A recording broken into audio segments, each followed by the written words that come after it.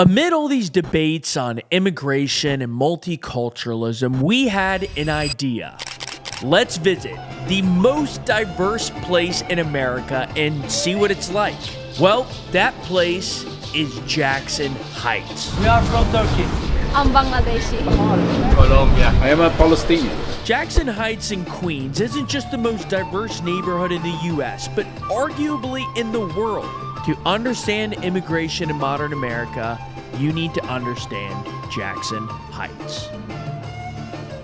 Okay, we have arrived in the most diverse neighborhood on planet Earth, Jackson Heights in Queens. It has a population of about 100,000. There's over 160 languages are spoken here. The capital of diversity. 180 languages spoken in our school system. How many languages do you speak? We're asking people that. English, Hindi, Bengali, French, Spanish, Arabic. 6. Bangla, Hindi, Urdu, and English. I currently speaking 6 languages. We're in front of a school in Jackson Heights, and we saw on the doorway that there are enter here in a bunch of different languages. 1, 2, 3, 4, 5, 6, 7, 8 languages. One thing you'll see a lot in Jackson Heights are signs like this, immigration paperwork, and that's because the majority of the Jackson Heights population is foreign born from all over the world, most from Latin America at this point, but a huge Asian population, especially South Asian. So you're gonna see signs like this everywhere, different languages. We heard many of these languages walking down Roosevelt Avenue. Roosevelt Ave is a street that feels gritty, chaotic. On some corners it smells like tacos, on others like curry. Everywhere you look, there's street food. ¿Qué es esta comida aquí? Ay, acá vendo empanadas. And this is the more delicious buñuelo. Sí, acá la mayoría son latinos, prácticamente. Sí, latinos. ¿De dónde? La mayoría son Venezuela, Ecuador, México, Perú. A street like this reminds you of the scale of immigration in the U.S. If you ranked countries by immigrant population, America is in first place by far. In fact, we have more immigrants than the next 4 closest countries combined. Over 50 million immigrants live in the U.S. today, and Jackson Heights has earned the nickname the world's borough. Before venturing deeper into the neighborhood, we couldn't help but wonder, was it always this way? I was going to high school in the city, and it cost a dime to get on the train. So when did it become much more ethnic? And I guess from the 90s on. Well, I've been here 20 years. It's their language. And a lot more South Asians. There was a nice Italian deli on my corner, and there was no Italian delis anywhere around here anymore. I like watching the mothers pick up the kids from school, because there'd be one woman with a tight skirt, high heel, platform shoes, and another one with a burqa and a hood. Kids would be going to the same school. My idea of who looks good and beauty and everything has changed, because when I was a kid, it's all Italians and Irish. Now I look at people differently, and I see how beautiful people are and their different colors, shapes, and everything else.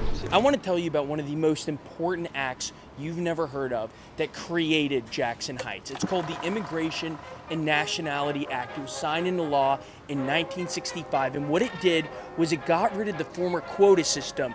In the olden days, American immigration favored Europeans. It basically said, we're taking the people from countries where most of our people are from. So it favored Germany, England, etc. Well, in 1965, that law changed it so that more immigrants could start coming from Asia, from Latin America. And before the act, 2/3 of immigrants came from Europe.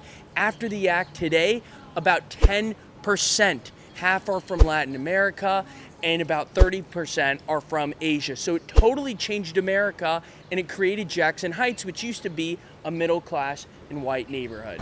And at first, this change didn't go well in Jackson Heights. By the way, if you're enjoying this video, please make sure to subscribe to our channel. Our goal is to capture the world without bias or fear. So if you support that mission, please like this video and subscribe to RocaNews.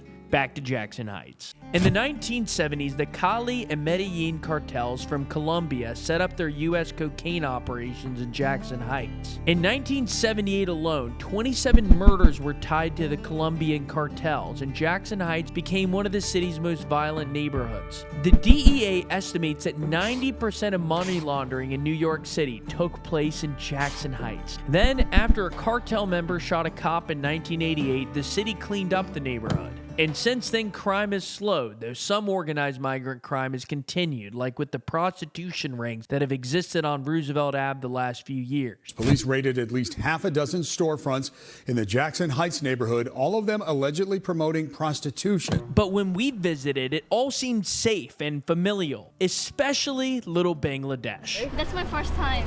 This is your first time? How did you get good at this? I just watch TikTok. My English is not good yet because I'm newcomer here.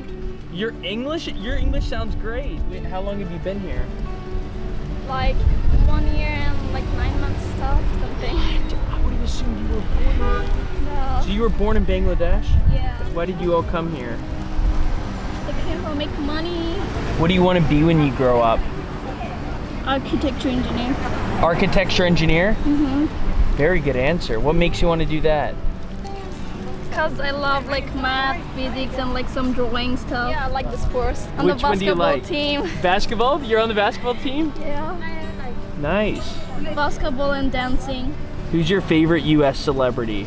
LeBron, the basketball player. LeBron? Right? And then just peel it off. Such just unbelievably nice people. And it's funny, like the way they talk about like my white teacher at school is how most of the country would talk about a minority, because whites are a minority here. And they just have this incredible Bangladeshi community.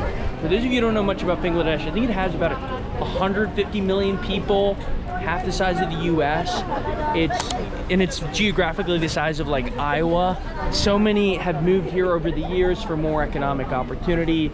The average wage in Bangladesh, just a fraction of what it is here. After the 1980s and the string of Colombian cartel murders, the neighborhood cleaned up. And because of that, apartment prices soared. So between 1979 and today, it's gone up from about $20,000 to over 1.3 million. People were heading for the hills, and by 1977, when the Bronx was burning, who wanted to stay? These were like stepping stone neighborhoods to the suburbs. There is not just ethnic diversity, there's sort of economic diversity. So people have spent $1.3 million on an apartment here, and there are people doubled up, in a rental building a couple of blocks away. It was predominantly, white. Corona, which is on our border, was Italian, then became African American. Malcolm X lived in Corona, Louis Armstrong lived in Corona. But there were sort of, lines of demarcation. That was just the way things were. What unites then and now in Jackson Heights is one simple fact. Millions around the world still vie to come to America each year, and many of them find their home in Jackson Heights. Beautiful, everything. 3-piece, ladies and gents.